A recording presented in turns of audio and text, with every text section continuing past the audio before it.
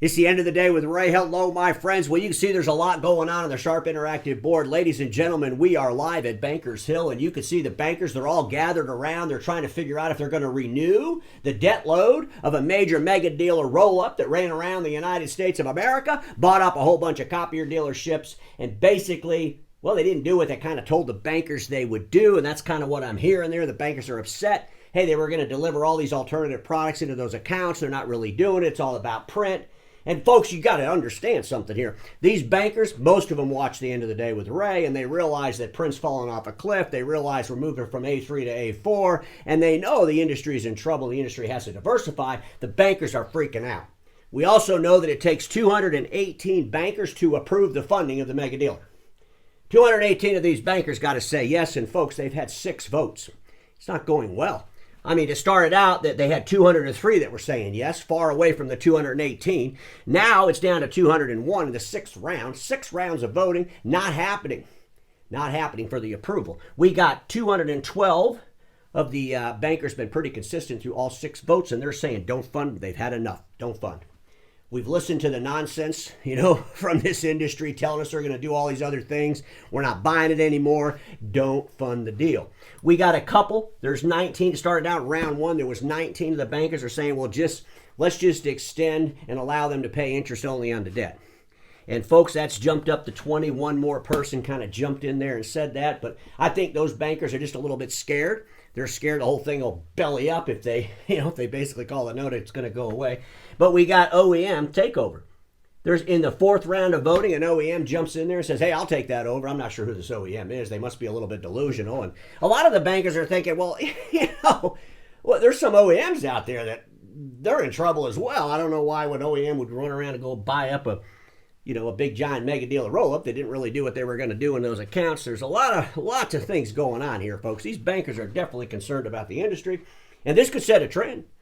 I mean, if they vote to not fund, that could trickle down through the whole industry, and I've been warning you all about this for a long time, but here we are. We're live at Bankers Hill. We see them going through this conversation. It's not really good. Folks, I want to jump on the Sharp Interactive board because I have another slide here. And I got to turn on the board. Let me get this board turned on. By the way, if you're looking for interactive technology, this is a great time for me to advertise this Sharp Interactive board. These are great products. But folks, let's go ahead here and let's turn on the magic pen. And we might want to do some figuring here on the board here and kind of share with you what's going on in these bankers' minds. Some of the things that I've heard the bankers say. They're concerned a little bit about HP. This is just what I'm hearing. And they're saying, a lot of these big giant places, are they signing up with HP Amplify and giving HP all this data that's making these companies worth less? They got some concerns about that. The other thing I heard them saying is, what about interactive technology? Are they calling up Sharp and selling all this equipment? They're asking that questions. I mean, look at all these states. They're all over the country. You got all kinds of people in there, right? They're hearing some things about, Google Chrome and how bad school districts don't really like that. And they're saying, what if they put Dynabooks in those school districts? They're excited about that. But then they're looking at these big roll-ups that aren't really, they just don't have a consistent deliverable is one of the things I hear. A lot of these folks, they wanted to get into IT. We all know it, right? We're going to get into IT. We're going to deliver alternative products into those accounts. We're going to change the game, right? And folks, here's the reality. We see some of these folks, they could be way up here in the north, going all the way down to the south, all the way up through the Midwest, back out to the east, back up to the north, and they need to be consistent in the deliverable. And the bankers are saying, we don't see any of that consistency. We don't see any of that consistency in the deliverable. They're freaking out. One of the bankers said somewhere, I don't know where it was, I think it was in the middle of the country somewhere, they saw a couple of executives at one of these particular big giant mega dealer roll-ups doing a video about making cold calls for cybersecurity. And they're just thinking, this is losing credibility. They're getting freaked out. They're looking at the content they're putting out there on the internet. And they're like, this is kind of nutty stuff. What are these people doing? They're really freaking out, folks. A lot of things to think about as you're moving in to these alternative products.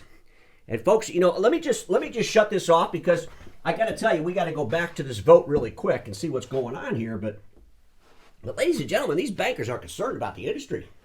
They really are. And they're thinking that dealers had better figure out how to get alternative revenue and profits from those accounts, and they better figure it out really quick.